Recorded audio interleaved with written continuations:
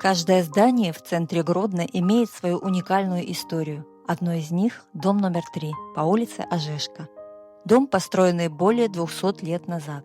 Многим гродненцам знакомо это величественное здание в самом центре города, как бывший дворец вице-губернатора Константина Максимовича. На этом, собственно, наши знания о нем и заканчиваются. Но если я расскажу вам его историю, то поверьте, это прямо захватывающий сюжет. Итак, начнем.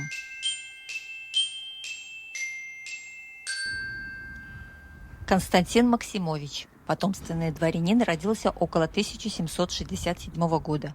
Выпускник Вильнюсского университета, с 1796 года был экспедитором экономического отдела Верховного управления Российской империи и стал начальником Гродненской казначейской палаты. В 1803 году он занимался строительством моста через Неман в Гродно. Находясь на этой должности, построил шикарный дворец на одной из главных улиц города. Дворец вице-губернатора Максимовича. На здании висит табличка, информирующая, что дворец возведен около 1803 года. Слева от здания в XIX веке был пристроен зимний сад, но до наших дней он не сохранился. Обратите внимание на портик фронтона крыши. Сейчас он треугольный, но изначально при постройке был четырехугольным. Сохранились старые фотографии здания, на которых видно, что портик на 4 колоннах завершался прямоугольным фронтоном. После разрушительного Гродненского пожара 1885 года здание перестроили, и фронтон сделали с треугольным портиком. Сейчас на первом этаже располагается ресторан «Королевская охота», а второй занят кабинетами облсполкома. Давайте посмотрим, как сейчас это здание выглядит изнутри. Сохранилась лепнина на потолках, а люстры, как мне пояснили, современные, просто изготовленные в стилистике старинного дома. В архивах есть инвентарная опись здания от 1827 года, по которой можно хорошо представить себе, как выглядел дворец снаружи и внутри. Описание такое. Дом каменный, двухэтажный. Фасад имеет фронтон, поддерживаемый 4 колоннами, и боковое крыло. Входная окованная железом брама с окошком. Галерея имеет чугунные перила между колоннами и выступающий балкон, перекрытый чугунными плитами. Есть еще 2 деревянные галереи внизу между колоннами и мостик через ров.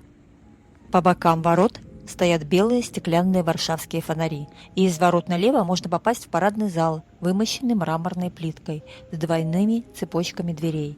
Из парадного зала двери ведут в кабинет, а направо двойные двери в зал. Зал с 4 колоннами, украшенный серой изразцовой печью, кафельным полом и балочным потолком. В стену встроен шкаф со стеклянными дверцами, деревянная лестница ведет на 2-й этаж.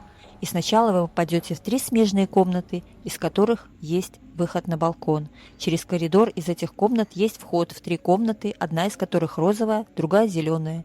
Из зеленой можно попасть в буфет и столовую. И слева от столовой расположена игровая комната, стены которой облицованы прусским камнем. Далее идут синий кабинет, 5-угольная спальня и кабинет. Рядом через коридор женский салон. Читая это описание, понимаешь, строил человек для себя роскошно и с размахом. Во время русско-французской войны в конце лета 1812 года во дворце Максимовича располагалась ставка короля Вестфалии Жерома Бонапарта, брата Наполеона. И новый, недавно построенный дворец настолько понравился брату Наполеона, что он, вместо того, чтобы идти воевать, остался в нем на 5 дней. Устраивая здесь балы, веселился и затевал романтические приключения с гродненскими дамами. Встречал Бонапарта в Гродно губернатор Бутовт Анджейкович, где в это время находился Максимович, неизвестно. После войны 1812 года Максимович был советником губернатора, а с 1817 – коллежским советником, исполняющим обязанности гродненского вице-губернатора. И именно благодаря ему старый замок надолго превратился в казармы для военных. Дело в том, что в то время вице-губернатору для проживания предоставлялся старый замок, находящийся в собственности государства. Но жить Максимовичу там было некомфортно, но еще бы, учитывая, что у него был собственный шикарно обставленный и построенный недавно дворец.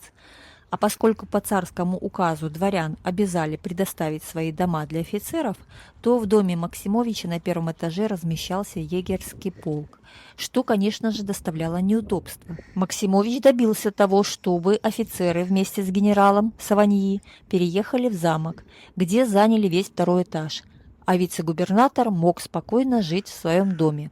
Когда Максимовича сняли с должности и назначили нового вице-губернатора, тот, согласно протоколу, хотел поселиться в старом замке, но генерал, живший там, выгнал его, и чиновнику пришлось снимать квартиру. Но все когда-нибудь заканчивается, особенно ежели нажито нечестно. Мы же помним, что Константин Максимович приехал в Гродно участвовать и руководить работами по строительству моста, не правда ли?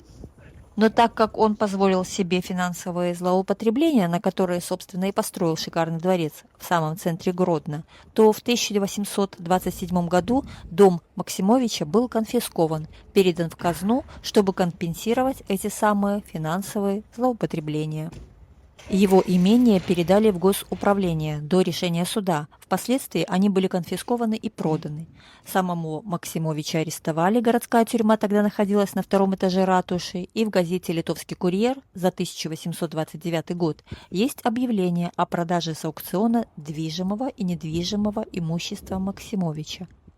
Там в том числе перечислялось помимо самого дома, столовое белье, библиотека книг на русском, французском, итальянском, немецком и польских языках, всевозможная мебель, как для декора, так и для домашнего уюта, и в том числе вино различных стран и сортов. С 1830-х годов здесь располагалась губернская коллегия и государственная палата, затем лазарет 30-го егерского полка и позже губернское казначейство. Было также Министерство финансов при государственном казначействе, архивы, канцелярия налоговой инспекции, ресторан, а на плане 1892 года здание отмечено как казенная палата и казначейство. Во время Советско-Польской войны летом 1920-го здесь обосновался Гродненский революционный комитет, в котором в начале августа останавливался Феликс Дзержинский.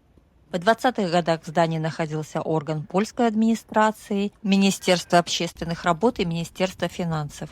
В первой половине 20-х годов XX века некоторые небольшие помещения этого здания были отведены под городской музей, который основал Юзеф Иатковский. Позднее здесь располагалось и казино, и редакция газеты, и Гродненская районная сберегательная касса, а в 1941 в период оккупации города в здании размещалась немецкая районная администрация и налоговое управление. В советское время здесь были исполком областного совета народных депутатов и редакция газеты. В 1970 году в память о деятельности Ревкома и пребывания в городе Феликса Дзержинского на стене установлена мемориальная доска. А в 2011 году на фасаде появилась памятная доска в честь известного российского политика Петра Столыпина, который был гродненским губернатором в 1902-1903 годах и проживал, правда, во дворце Тизенгауза, который находится неподалеку от дворца вице-губернатора, но здесь, очевидно, работал. До середины 1960-х годов на улице, прямо у высокой каменной стены облсполкома, располагалась бензоколонка. Далее о Константине Максимовиче известно, что он умер в 1851 году и похоронен на старом католическом кладбище. Вот фамильный склеп, где похоронен Максимович, и даже есть табличка, которая указывает, что в 1851 году он был захоронен именно здесь. Так что все когда-нибудь заканчивается. Важно об этом помнить. Вот такая непростая история этого величественного здания. Если было интересно, ставьте лайк.